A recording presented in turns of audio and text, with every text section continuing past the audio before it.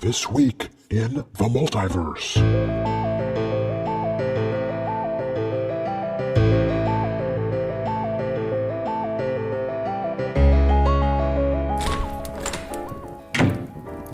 Hey, Mr. Krampus, I'm S.G. Wilson. Thanks for coming. I'm the one who contacted you about the interview. Affirmative.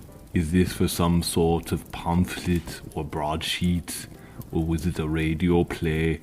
Perhaps. Right, it's This Week in the Multiverse, a podcast about parallel Earths. You know, places like Earth 476, where Sant Reindeer is a reindeer who took over Santa's operation and makes the elves fly her around. Or Earth 102, where Santa's known as Santa, a colony of ants that delivers toys to children through a vast network of underground ant tunnels and hills. Yes, I am familiar with various alternative Santas throughout these many Earths you speak of.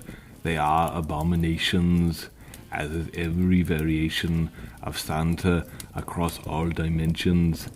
The very notion of one Santa, let alone thousands of infinite varieties, fills me with a dread that stamps out the last embers of hope within the bleak darkness that has overtaken my soul.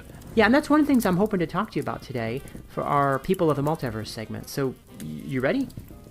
Am I ready? Are we ever truly prepared for anything? Is the young lion child ready to make its first kill in the unforgiving expanse of the Serengeti? Is the elderly wolf scarred and spent from a lifetime of hunting, ready to put aside its demented fury and finally pass from this grim and tedious existence? Can we truly prepare for anything? The highs, the lows, the endless mundanities in between. Right. So, well, I'm curious about your role as one of the holiday immortals, as it were.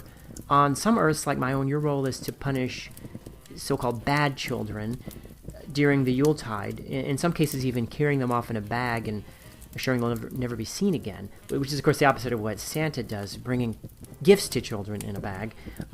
It's led some people to think of you as kind of an anti-Santa, and I wanted to see what you thought about that. I am no Santa. I resent that characterization against my character. I am not jolly. I have no bowl full of jelly, no corn cob pipe or button nose. Well, wait, those last two aren't Santa things. You're confusing him with Frosty the Snowman. I despise that crass and foppish parasite. His pathetic imitation of life is an obscene abomination. Disgusting. Well, I wasn't trying to imply that you were Santa or a snowman. I was getting at the way people perceive you. I understand that you were around before Christmas was even a thing. My recollection of those days is hazy at best, like rays of sun straining in utter futility to pierce through the empty ambivalence of nature. Sure, it was a while ago, but since Santa has come along, you've been lumped in with him. Like it or not, I want to know what you think about that. Yes, I was there when Santa was just starting out.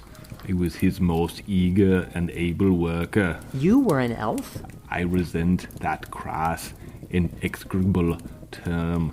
I was a being of the forest, one in harmony with nature and the everlasting chaos and disruption that may be found amongst its ambivalent malice.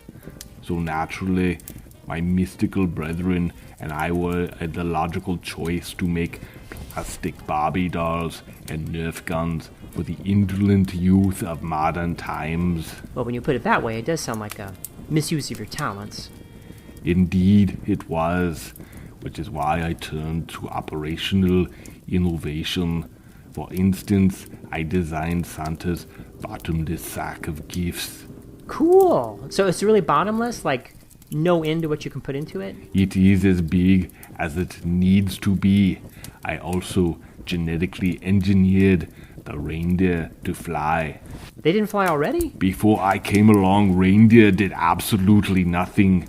Useless creatures saddled with a fiendish idiocy. Look into the eyes of a reindeer and you will see only the emptiest of voids. They are the most terrifyingly stupid, nightmarishly witless creatures in the world. But now they can fly, thanks to you. That was nothing. My transdimensional chimney allows Santa to fold the very fabric of time and space with the ease of a house cleaner preparing the laundry of an ungrateful child.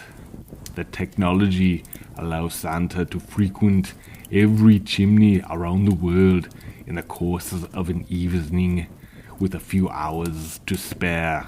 That's how he does it. But my crowning achievement was to automate the naughty/nice list, ensuring that the massive amounts of data gathered by the elf on the shelf monitoring system were recorded and processed in real time and linked directly to the North Pole supply chain. Nice, but why do you consider that exactly your crowning achievement? Because it landed me a job at Amazon. Really? Doing what? The same role I performed at the North Pole. What is Alexa but just another elf on the shelf eager to spy on the unwitting populace? What is free one-day delivery service but a visit from Santa any day of the year? Well, I never thought of it that way. Thanks for making me aware, and thanks for talking to me. It has been my pleasure.